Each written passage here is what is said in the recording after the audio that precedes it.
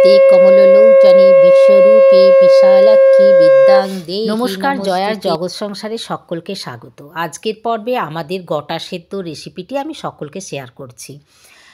সকালে সরস্বতী পুজো করে নিয়ে তারপরে সেই সকাল সকাল পঞ্চমীর মধ্যে আমি আবার সেই গোটা সেদ্ধ করার জন্য সমস্ত 9টা বেগুন নিলাম, 9টা মটরশুঁটি জোড়া জোড়াও পেয়েছি এবং একটা নিয়েছি, অর্থাৎ 9টার কমে হবে না, বেশি হলেও ক্ষতি নেই।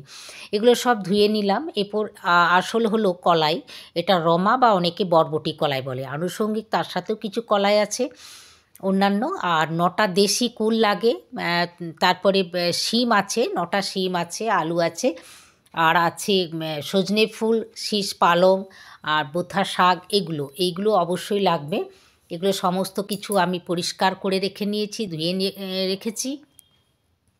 এরপর এটা একটা পেতলের হাঁড়িতেই করা হয়, কিন্তু এটা আমার নূতন, আমি তাই নূতন বলে এই পাত্রটিতে করছি। প্রথমে সিঁদুর দিয়ে দিলাম, তারপরে সমস্ত উপকরণগুলো এখানে ঢেলে দিলাম। ঢেলে দিয়ে তার আগে সিঁদুর দিয়ে ঠাকুরকে উদ্দেশ্য করে প্রণাম করে এইগুলো আমি দিয়ে দিলাম। ঘটের থেকে একটু জল দিলাম। তারপরে এটা আমি চুলোতে আঁচ দিয়ে দেবো। মা ষষ্ঠীকে প্রণাম করলাম। এইভাবে উলুধ্বনি দিয়ে গোটা সেদ্ধ বসানো হলো। গোটা সেদ্ধ কিন্তু হাত দিয়ে চেপে দেখার উপায় নেই, এটা অনুমান করে নিতে হয় কখন সেদ্ধ হয়েছে। এদিকে আমি গোটা সেদ্ধ বসিয়ে একদিকে মা ষষ্ঠীর জন্য যে 9টা ভাজাভুজি করতে হয়, ফুলকপি ভেজে নিলাম। 9টা তরকারি সব মিলিয়ে করতে হয়, আমি ভাজাভুজি বেশি করেছি। ফুলকপি এদিকে ভেজে নিচ্ছি, গোটা সেদ্ধ এখনও হচ্ছে। ফুলকপি ভাজা হয়ে গেলে আমি এখানে শিম ভেজে নিলাম। হ্যাঁ, বেগুন ভাজা হয়ে গেল আমার। মা ষষ্ঠীর জন্য আমি বেগুন ভেজে নিলাম।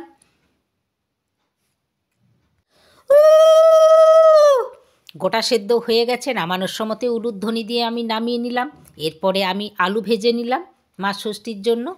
আর আমি ভেজে নিলাম সজনে ফুল, একটু সামান্য বেসন দিয়ে মুচমুচে করে সজনে ফুল মা ষষ্ঠীর জন্য করে নিলাম। টমেটোর টক করে দিলাম, এটা তো অবশ্যই হবে।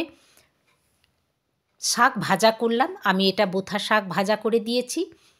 আর আমি করলাম মা ষষ্ঠীর জন্য একটু পালং শাকের ঘন্ট, আলু বেগুন একটু সর্ষে আদা বাটা আর সব দিয়ে, সব কিন্তু নিরামিষ, এটা সম্পূর্ণ মা ষষ্ঠী নিরামিষ। এই 9টা ভাজাভুজি তরকারি আমি করে নিলাম। দেখা যাক কী কী হলো। ফুলকপি ভাজা হয়েছে, বেগুন ভাজা হয়েছে, এরপরে সজনে ফুল ভাজা হয়েছে, পালং শাকের ঘন্ট হয়েছে, শিম ভাজা হয়েছে, আমার শাক ভাজা হয়েছে, মা ষষ্ঠীর জন্য টমেটো টক হয়েছে, আলু ভাজা হয়েছে, আর এখানে হয়েছে মেন যে গোটা সেদ্ধ। এরপরে সন্ধেবেলাতে আমি ষষ্ঠী পাতবো হলুদ কাপড় দিয়ে। তারপরে কালকের দিনে কি হয় খাওয়া দাওয়া, সেটা কালকে দেখাবো। আগের রাত্রে শিলনোড়াকে হলুদ কাপড় দিয়ে ঢাকা দিয়ে দিলাম। পরের দিন মা ষষ্ঠীর পুজো করে গোটা সেদ্ধ খাওয়া আমাদের শুরু হয়ে গেল। অবশ্যই মাছ তো থাকবেই, তবে বাড়ির অন্যান্যদের জন্য আমি মাছটা খাবো না।